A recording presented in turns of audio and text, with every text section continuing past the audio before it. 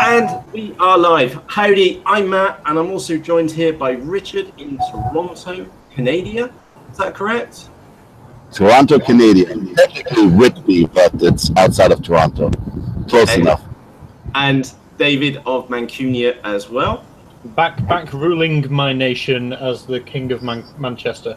It's good to be back. Cool. So this is the eSellerCafe news, e-commerce news roundup for the past week. We are going to be covering the stories which impact you and your business. And again, sometimes these things are immediate. Some things are like those slow burners. We've got a little bit of a mixture going on here today. So to give you a heads up on some of the topics which are going on right now in e-commerce. Number one is, have you potentially overlooked the Walmart's marketplace? Now, there are some shocking numbers. I want to give you like one of them right now. We're going to go into more details in these in a few moments time. 29% of Amazon sellers with $2 million, should I say, plus, are actually selling on the Walmart marketplace. We'll find out the reason behind that in a few moments time, but that's topic number one, which we're going to be covering here live with you. Dave is going to be looking at the digital identification for the Australian government. Again, those of you which are based in Australia, you're going to look, you probably already know about this, but again, this is where we take a broader look at what's going on with global e-commerce. Amazon is being bought another site. I think it's pronounced SoQ on their Middle Eastern marketplace. We'll find out more about that in a few moments' time. Photobucket as well. We've got an update for you around that. Amazon are going to be promoting their early Prime Day deals as well. We'll find out about what's going on with that as well. Smartphones, no big surprise here. They're becoming absolutely dominant when it comes to mobile, e-commerce in general. I know just from my own background with eBay, it's something like 50% or more of all transactions touched on a mobile device. Mobile is absolutely massive. We've got some latest stats for you around that. And then also there's an update around eBay.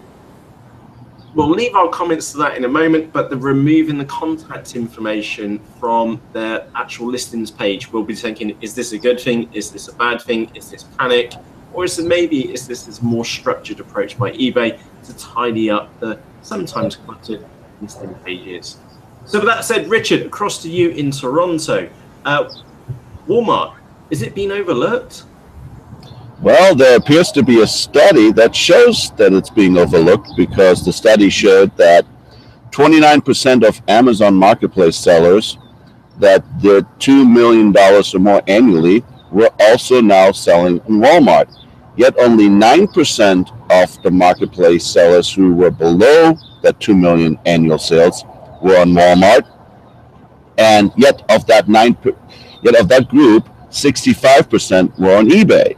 So clearly there are a lot of multi-channel marketplace sellers, but Walmart is not being considered as such. So my theory why that is has probably a little bit to do with the rollout. When Walmart introduced the marketplace, Channel Advisor was somewhat their partner in getting it going as a listing tool. And typically Channel Advisor clients tend to be on the higher volume side in order to afford the fees. So that is probably why those numbers are skewed. But a year or so into this, they're still there. And if they're there, they're making money. And if they're making money and the small sellers are ignoring Walmart because they don't have a listing tool for it, 6-Bit Software, M2E Pro, InkFrog, just three of the top ones up to my head that I'm thinking neither cover the Walmart marketplace. This means you have to do it manually. But I think there's a great opportunity going into the Christmas season to do this. If for no other reason to find your top selling items and put them on Walmart.com. If it's too much of a hassle to put the entire catalog on there, fine. But you've got to, in my opinion, get on there and get the top sellers on there so that you can get some of that pie that Walmart is generating. Yeah, Richard, can I just jump in and just verify that as well? Richard's basically making the obvious point here is that the main integrators, Walmart, has been Channel Advisor. And those of you which know about fees for multi-channel software, you'll know Channel Advisors are among some of the highest. As such, the merchants tend to be bigger, and there is a massive lack of third-party integrations into the Walmart marketplace. And this should be to what the point we're making here to you right now is that the survey's out, the stats are saying this. If you're based in the United States, this is kind of like a no-brainer to you. While somebody else doesn't have the integration, if you get in there and put your top X number of products in there, you stand a chance of actually being able to make a sale, or make sales, should I say. You also get a leg up upon anybody else who then tries and follows you in. So some of the bigger guys have gone in and they've basically proven it, and they're still there now, again today, and this has been like many moons ago that the integration was originally done. There is a marketplace there, and if software is becoming a challenge for you to get on there, what we're basically suggesting is that you shouldn't overlook the Walmart marketplace, because even if you get on there today and you don't have any software in place, at least you can start generating revenue. You can get an idea and a feel for how the marketplace actually works. So when the third-party tool which you're using to do your multi-channel e-commerce does come online with the Walmart integration at a later point, you're already jogging along on that marketplace, if that makes sense. And of course, it's extra gross revenue for you and your business. It's a toe in the water with your better products, or the products which are more likely to sell there. And now the numbers are kind of like making the point. The survey's out, and again, there is links to all the topics which we're covering, the full-blown articles in the video description. Obviously, the survey details are in there as well. So yeah, big point there, Richard. Well spotted and well found on that one. Yeah, and I look at it this way. Probably Walmart's marketplace today is where Amazon's marketplace was at 4 or 5 years in. You know, obviously marketplaces are more established, so they're further along the line, and you know, it's not like first year Amazon. But how many of us wouldn't want to go back to maybe the 4th or 5th year of an Amazon marketplace today? Yeah, exactly. So this is where the conversation was going earlier. Sometimes these things take time. What we're in July right now, thinking about Christmas, we're only a couple of months away in reality. Today is a perfect day for you to go and take a closer look at the Walmart marketplace, and the full details for that article is in the video description for you. Now, moving along promptly, Dave, what's going on in Australia with the, let me get this right, the digital identification for SMEs? Absolutely. Now, this is a concept being introduced in Australia. I personally think it's quite a good one. Again, Australia, quite a forward-thinking country. It's not only just with e-commerce, but amongst other things as well. Yeah, and Australia is known for not beating around the bush on a lot of topics. They just get straight into them as well, don't they? Absolutely, absolutely. And we have mentioned, you know, there's a few questionable things going on with them. Sorry. Shut up. Oh, stop it. I'm on Do Not Disturb. Why are you ringing me? Sorry. By the way, this is about running. Yeah, there's a couple of things, because this is being recorded live. Sorry, Dave. Very live. Absolutely. So the thing is, with obviously we had the GST issue, which was a little bit questionable not long ago. That's been delayed for at least a year. But this digital identification thing is interesting, because basically the concept is that every SME in Australia will be allocated digital ID, and that will then be used to communicate with all the different government agencies. Now, that doesn't sound that exciting, but ultimately what it means is, if you're an Australian business, you get assigned this ID, you can then go to your government website, put the ID in, and then at the other end, the government agency who you need to deal with know exactly who you are, will have access to all your information, and will be able to give you a much more tailored experience to you, because they know exactly what your business does, you know, what you've got access to any of your information that they need, and it will save an awful lot of time of having to go through all the security checks. You know, we all get fed up of what's your mother's maiden name and what's your first pet's name and all the rest of it. They will know, and you'll be able to get a much more tailored service rather than the generic flow chart that you always seem to have to go through. So I think it's quite it'll definitely streamline the interaction between government and business, and I think it's got a lot of promise. Well, my only comment is the real streamlining should be less government agencies. But it's like, there is that as well. Yeah. I mean, but obviously, we, as a business, you can't fully. They're going to want to get your tax money somehow, Richard. Yeah, I know they're going to get your tax money somehow. There's always a way. It's just we basically have a federal ID system in the United States where every business gets a federal ID number, and that's what you work with, and that every government interaction is with this federal ID number, even on the state or local levels. So it does work. I all joking aside about we need less government, having a one number scheme makes it just so much simpler, and then hopefully they can maintain the security for it. Mm-hmm. Yeah, well, that's the obvious issue, is the security aspect, but I imagine if it's a government agency, you'd like to think they're going to be pretty on top of this sort of stuff. Indeed. Now, keeping the pace going, gents. Dave, what's going on over in the Middle East? Because Amazon seems to have picked up not a small site. Can you tell us more about this? Because the numbers. You spoil it. I'm going to be quiet because there's a lot. There's a lot of eyeballs on this one. It's another interesting one. Is that Amazon have clearly been in a bit of a shopping mood themselves recently, going after Whole Foods. Now they'll come after. There's a few different ways you can say this: as souk or shuk or suk, however you would pronounce it. Here in Manchester, I'd say souk.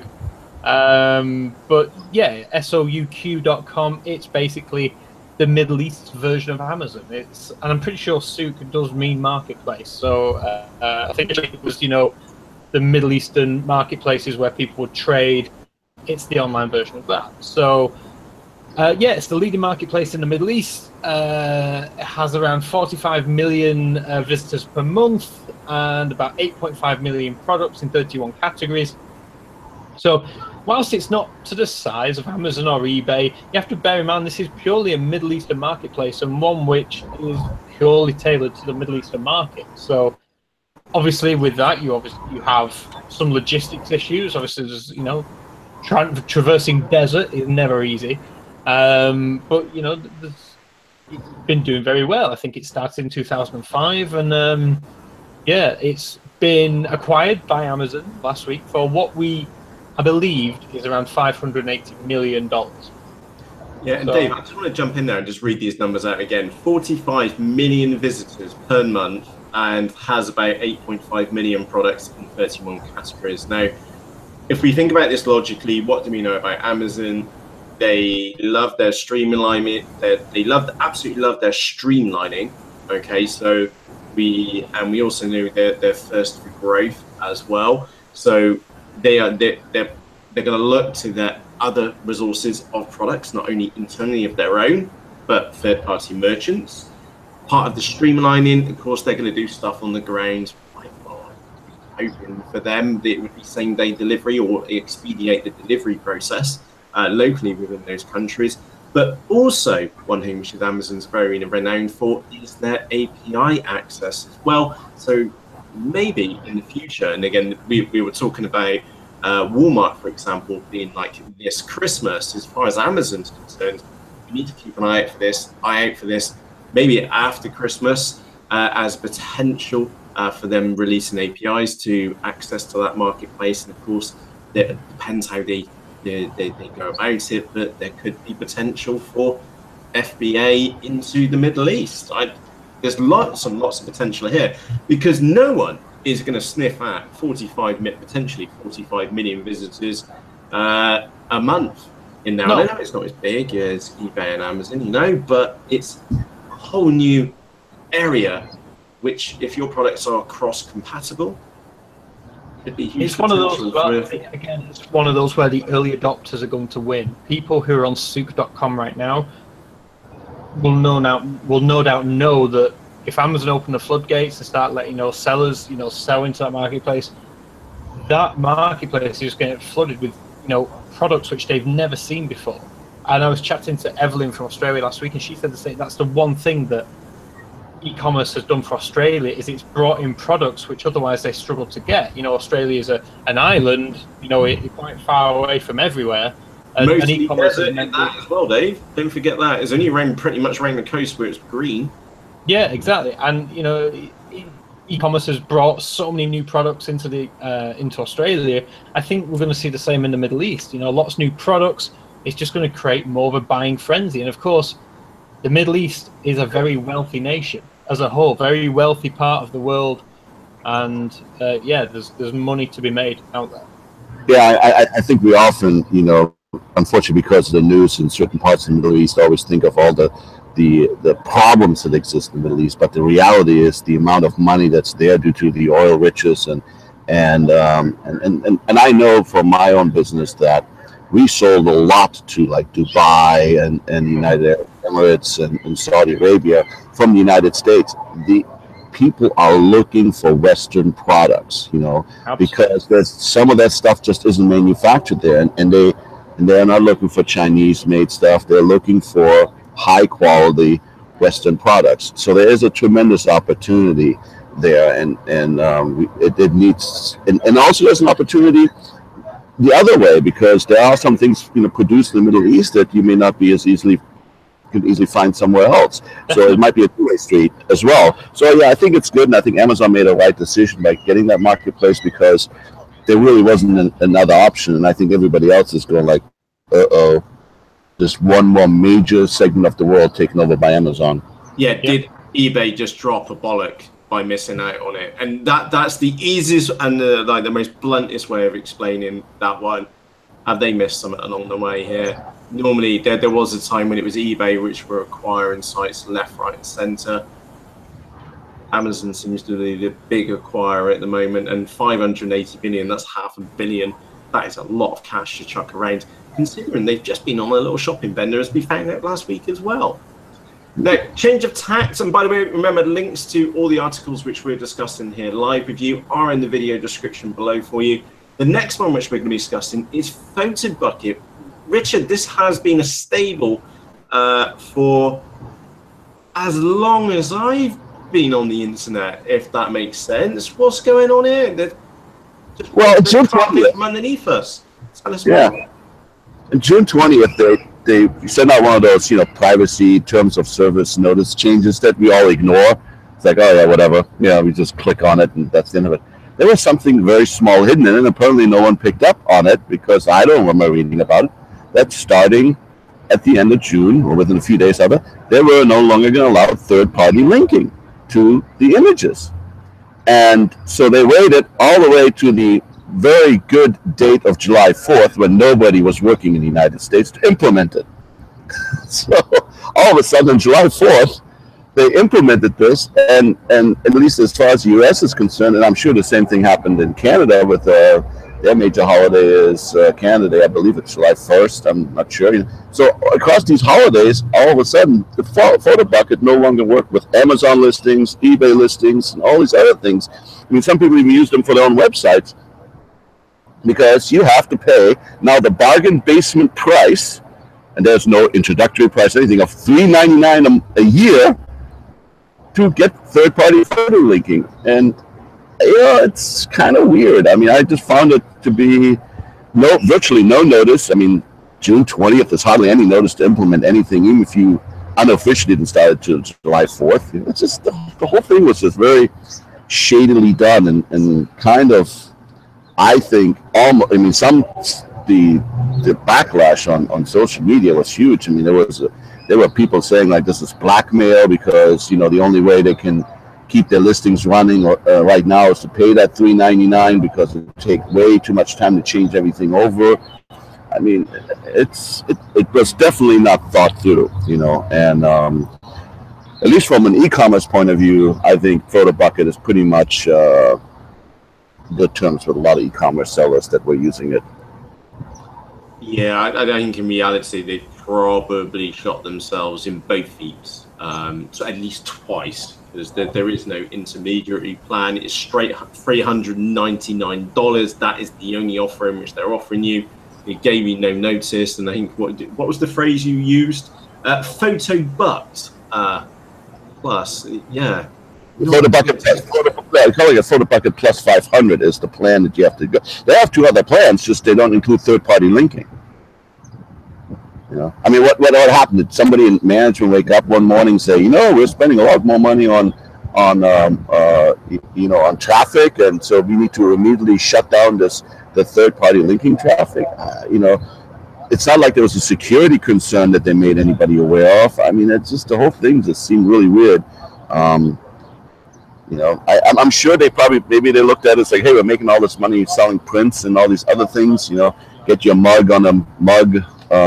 T-shirt, hat, or whatever, all this other goofy stuff that they're doing, which is all fine, but they seem to have forgotten that there are people actually using it to run their businesses, and then they just kind of threw them in a bucket, threw them down the drains, like, oh, well, we don't really care about you.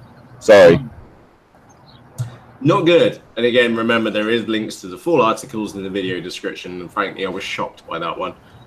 Richard, what's going on with Amazon promoting voice shopping with early Prime Day deals on the Alexa? If you got an Echo, go say, Alexa, what are your deals today? And see what she tells you. This is what Amazon is pushing. They released sort of unofficially this about a week or so ago, where they were going to offer all these deals by using Alexa, including buying Prime membership.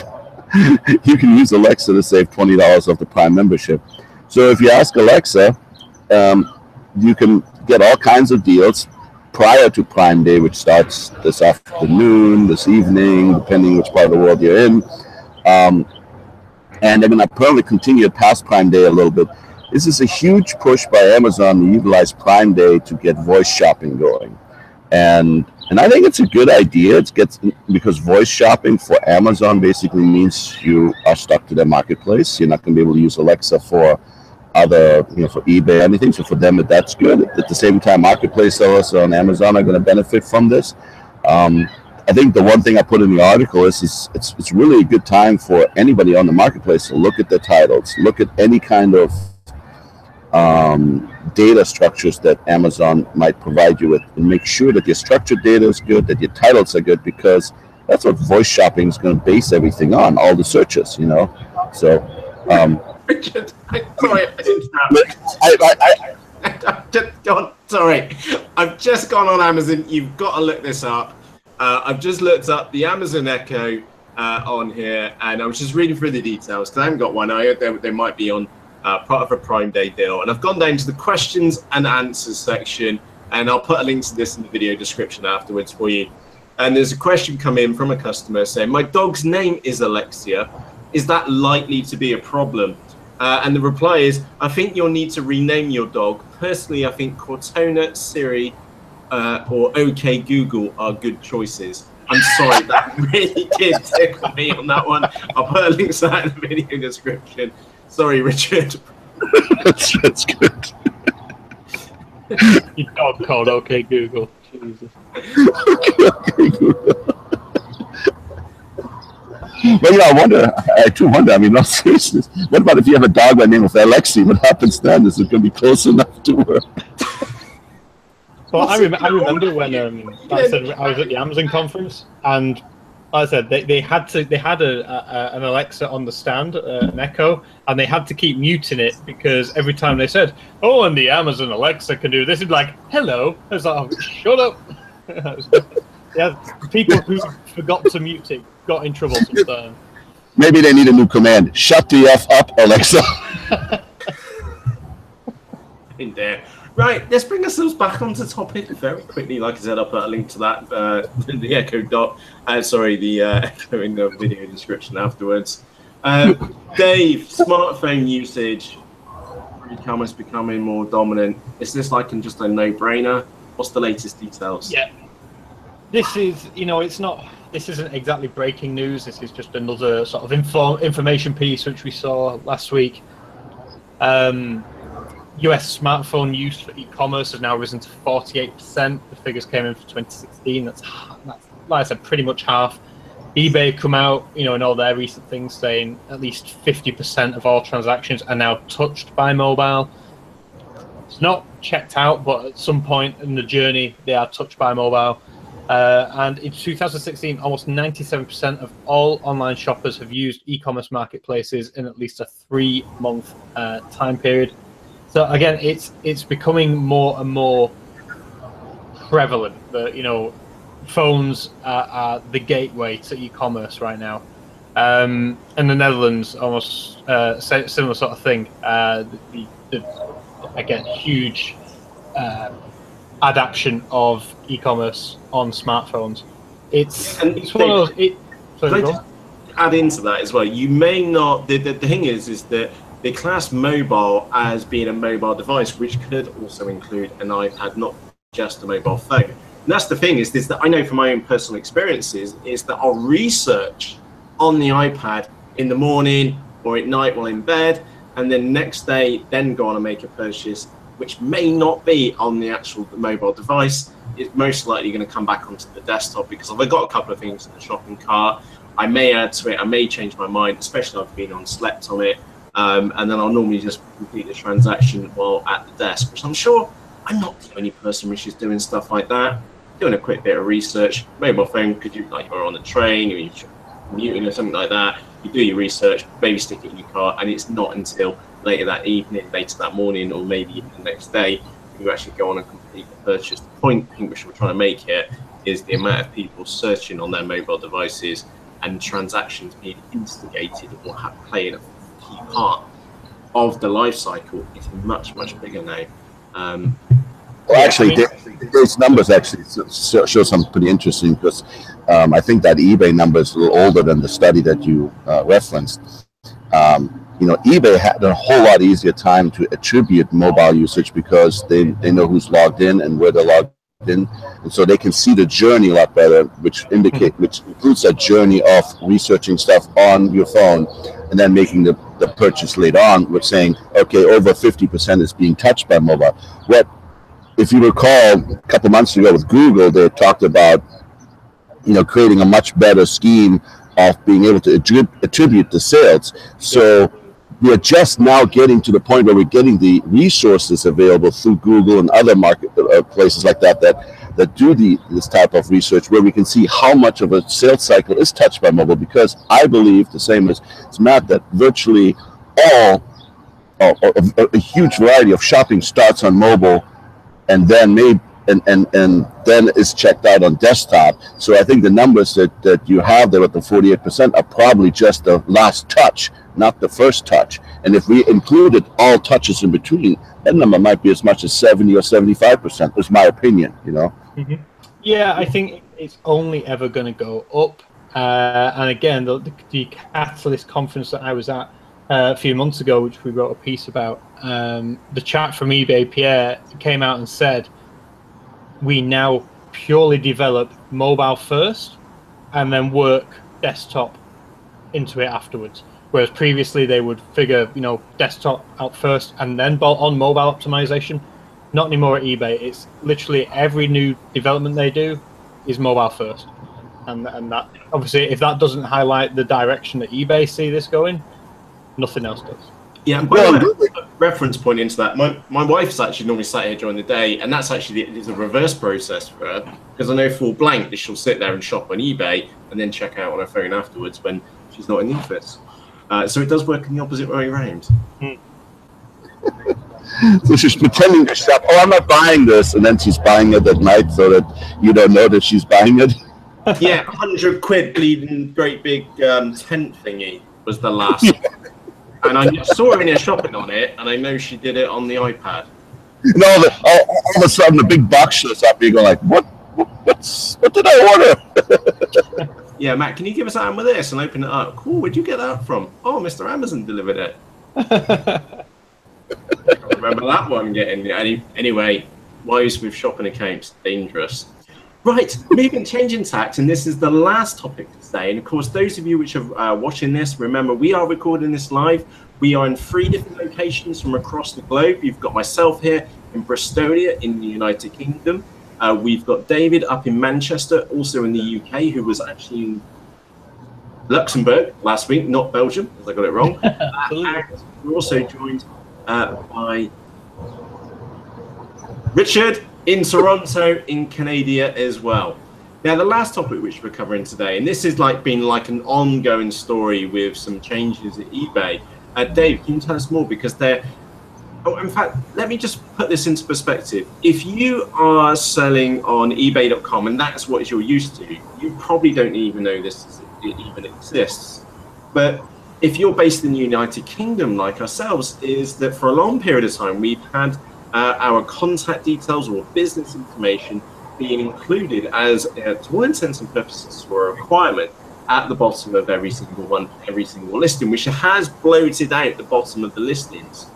But only 2, maybe 3 weeks ago, we mentioned about eBay starting to remove that kind of contact information removing contact information or business contact information from inside the listing. So no email addresses, phone numbers, and things like that being able to be put in the listings itself. But for the UK, Dave, they're going one step further, aren't they? Absolutely, and like you said, Matt, this is something which had been a staple for years. Even when I was selling, no matter what listing you went on, you'd always be able to access the contact details drop down. You'd get the name of the account holder, the address, the physical address the business was registered, usually a phone number, usually an email, and then a company or a VAT number if applicable. And that had just always been the case on eBay UK, and I'm sure across some of the EU sites as well. But that is all coming to an end in September this year. This was part of one of the updates that was announcing maybe the spring update this year, along with obviously active content took up a lot of that focus. But one of the things which also came out at that time was this updating of the contact details. I should say the getting rid of the contact details. So basically from September 2017, the only thing available at the bottom of the listing will now be the VAT number or the company registered number, and all the other contact information will be hidden. And eBay is saying this is to align the customer experience on the eBay app, for mobile listings. I don't buy into it. Again, it would be very easy to put that in a nice little tab somewhere if necessary. We all know how we can make mobile friendly tabs, and eBay for sure could do that. What we think is actually the bigger thing at play here is eBay trying to stop sales leakage. And Richard, I know you wrote an article about this a few weeks ago now about they were really cracking down on the eBay messages platform when it came to people trying to take transactions off eBay. For me, this just seems like another way. They take away that phone number and that email address. You can no longer reach out to the seller and ask for discounts if they can transact off eBay, i.e. getting rid of the 15% and passing that on to the customer, things like that. And that, to me, it just screams that eBay's really trying to clamp down on that. They're trying to push all communications through the messaging platform, of which they have just recently beefed up their gateway controls or which words they flag up. So interested to see your thoughts on this, Richard, as well. Yeah, it's just it's just leakage. It's just a PR marketing speak for getting rid of the leakage problem that they perceive they have. I still go back to anybody who's $20 per unit isn't going to worry about somebody asking for a discount, and the ones that do need hand holding are the higher ticket and it's going to make it harder to sell the higher ticket items on eBay this way. I don't know. I sell a lot of high ticket items, and I do get a fair amount of questions, and people sometimes want to have a conversation. But end of the day, it is what it is, and I understand why they're doing it. I just think that they should worry about other things first. Make a better marketplace, make it better searchable, create more things in that area. Those are, and they're doing it. Don't get me wrong, but that should be the focus. Whether you're losing 2 or 3% of total revenue because of perceived leakage, to me, it's just kind of, I don't know. It's petty. I call it. Case in point, let's look at it. Obviously, there's other things going on in the background, but what have we covered live here today is that we've got talking about eBay mopping up some leakage, and then Amazon storming in and picking up SoQ.com and scooping up like a fair chunk in the Middle East. Yeah. Leakage, expansion. I know there's a time and place for both circumstances, but one of them, someone's being quite aggressive in what they're doing, and the other one is peddling water. Yeah, one screams thriving, the other screams desperation, really. Yeah. And then it sounds like it continues on that concept that we've talked about so many times, the Amazonification of eBay. Yeah, absolutely. Yeah. But not necessarily the best pieces. Exactly. Indeed. By the way, these are our points of view based with the information which are being made available to us right now, and of course you right now as well. This is what's going on. This is a summary of what's been going on in e-commerce over the past 7 days, and there's been lots going on. If you take a look at eSellerCafe.com, you'll see that there is so much going on at the moment, and this is us picking out the topics which we feel are most important for you. So it's time for us to wrap up, gents. I would like to say a massive thank you for joining us here live. All the links to all the topics which we've been uncovered are down in the video description below this video, so you'll need to press the show more button to see the links there, or you can just nip across to eSellerCafe.com. I know the guys there do their absolute best to get several articles out pretty much every single day, sometimes including weekends as well. And Richard, unparalleled content creation machine. If there's something going on, Richard's probably already been and spotted it. So yeah, if you want the latest updates, do check eSellerCafe.com directly, because that's where the latest news is. And this is a weekly roundup of what's been going on in e-commerce, on the topics which we feel affects you and your business. So with that said, I would like to say a massive thank you to you for joining us, and of course Dave and Richard as well. Thank you, gents. We appreciate it. Pleasure as always. So the next week from Toronto Airport, hopefully, if it all works with Wi-Fi. Fantastic. Like I said, we do keep these as real as possible. You've seen our resident gypsy, Richard Melton, ladies and gentlemen. We do keep these as real as possible. We are all business owners here ourselves as well. Keep that in the back of your mind. So on that note, a massive thank you to you, and we'll see you next Monday at exactly the same time, live, of course. So from myself, Matt. From me, Dave. From me, Richard. Cheerio. See you next week. See you next week.